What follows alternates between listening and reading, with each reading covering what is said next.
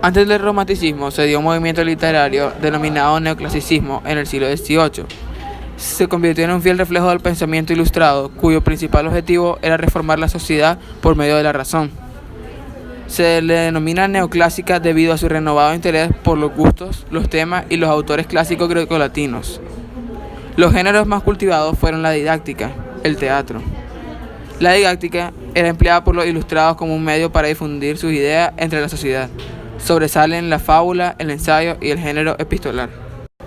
Los fabulistas más destacados son Félix María Samaniego y Tomás de Iriarte.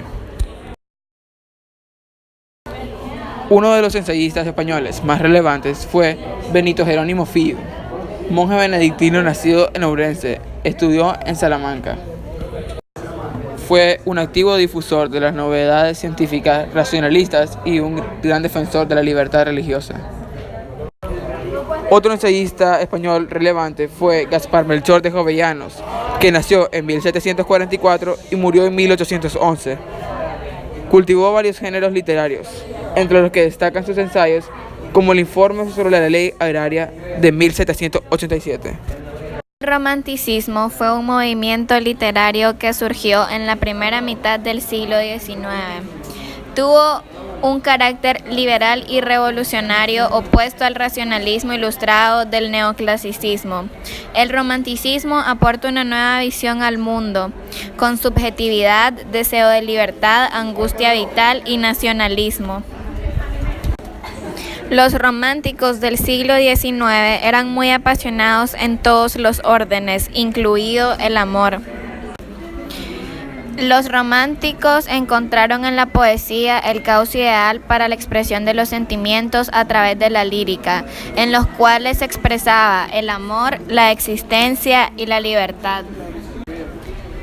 Los autores utilizaban abundantes recursos retóricos. Entre los autores españoles se destacan José de Espronceda, que nació en 1808 y murió en 1842.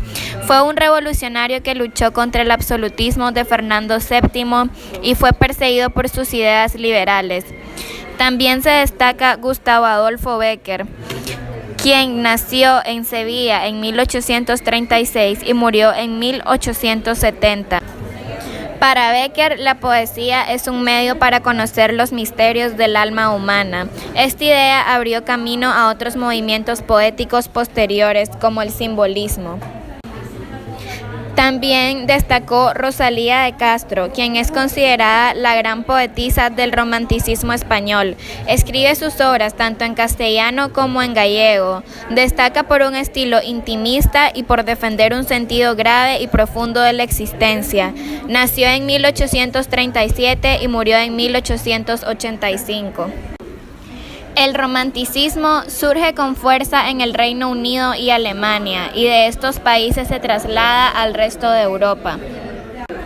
El romanticismo alemán destaca en sus inicios por su rebeldía, su apasionamiento y su intuición creativa.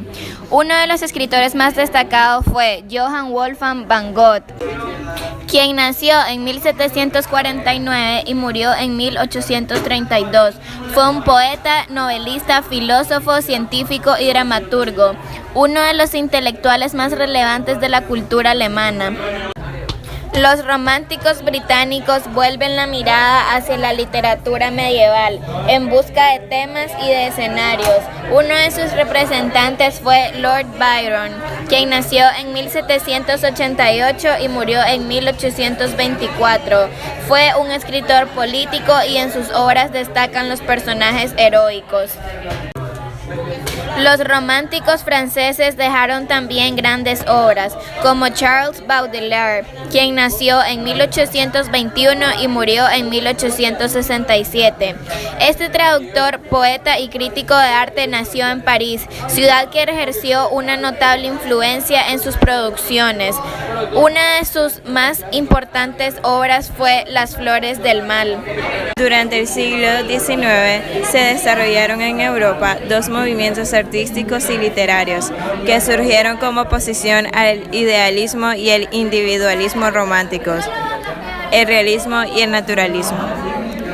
El realismo surgió como oposición al apasionamiento romántico y se centró en los problemas sociales que trajo consigo la revolución industrial. Intentaba dar respuesta a la situación de pobreza y de explotación que sufría la clase trabajadora. Los principios básicos del realismo eran: el arte debe reproducir la vida, destaca el interés por lo psicológico, predomina la crítica social y destaca el estilo descriptivo. El género que mejor se adaptó al realismo fue la narrativa, y en concreto la novela. Se desarrollaron obras realistas y naturalistas.